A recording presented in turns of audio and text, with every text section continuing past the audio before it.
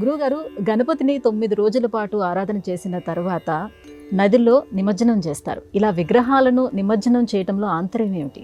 శంకర భగవత్పాదుల వారు దేవతారాధన చేసేటువంటి విషయంలో బ్రాహ్మణులకు ఒక నియమాన్ని ఏర్పాటు చేశారు.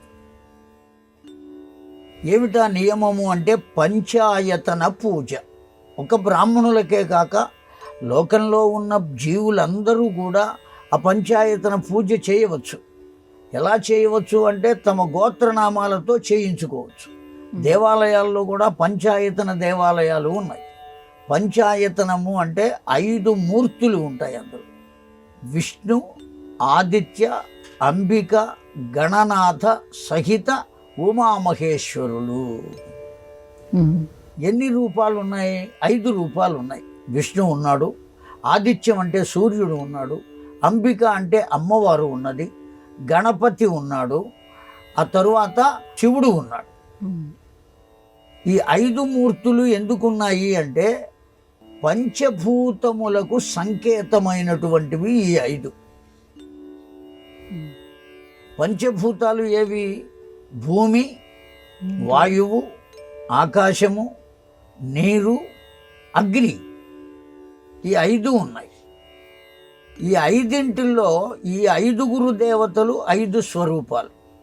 భూమి స్వరూపము అమ్మవారు, సూర్యుడు అగ్ని యొక్క స్వరూపం, గణపతి జలము యొక్క స్వరూపం,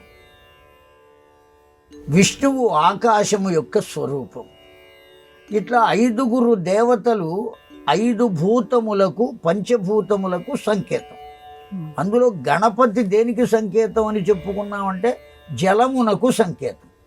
ఆ కారణం చేత గణపతిని తీసుకుని వెళ్ళి ఉద్వాసం చెప్పిన తర్వాత మళ్ళీ ఎక్కడ కలపాలి? జలమునందే కలపాలి, నీటిలోనే కలపాలి. జలమునకు సంకేతం కనుక అమ్మవారి ఉత్సవాలు చేస్తే అమ్మవారిని తీసుకెళ్ళి కూడా నీటిలోనే కలుపుతున్నారు. వాస్తవానికి భూమిలో కలపాలి. గొయ్యి తీసి భూమిలో పాతి పెడతామా? అందుకోసమని ఎటువంటి విగ్రహం పెట్టాలి?